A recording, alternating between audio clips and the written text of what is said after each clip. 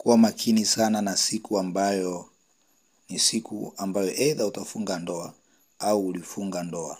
Okay? Kwa sababu hilo ni lango pia la ndoa. Na kuna mtumishi mmoja, alikuwa ni mtumishi wa Mungu kabisa na mke wake. Baada ya kuwa amekaa miaka mingi sana kwenye ile ndoa, hakuna amani. Ni watumishi lakini kuna ugomvi. Mwanamke hamheshimu mwanaume, mwanaume na yeye ni kama vile hamheshimu mwanamke.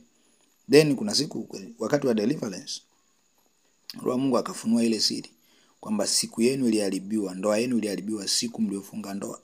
Na walivyoanza kutoa ushuhuda, wanasimulia siku hiyo mara taa zilikuwa zinazima, mara watu wanalalamika, unaanza migomo kwamba kwa nini hamna bia, kwa nini hawataki nyimbo fulani ipigwe, ndugu na wenyewe hawapatani.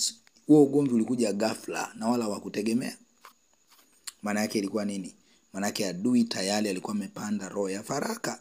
Ndio maana hata wao walivyoingia kwenye ndoa hakukuwa na nini? Na amani. Sasa hiki ni kitu ambacho kinatokea kwa wanandoa wengi sana na hawajui. Ifuatilie siku yako ya ndoa. Okay? Yes. Kuna dada mmoja aliota ndoto kaka yake amekufa, alafu siku ya ndoa ndio siku ya mazishi. Maana yake ni nini? Hajafunga ndoa bado, lakini adui tayari ameshaitamkia kitu. Kuna mauti imetamkwa siku ya kufunga ndoa. So kama usipoomba unajikuta kuwa muhanga. So hiki ni kitu cha muhimu sana ambacho kila Mkristo lazima akijue na akifanyie kazi. Ombea siku ya kufunga ndoa.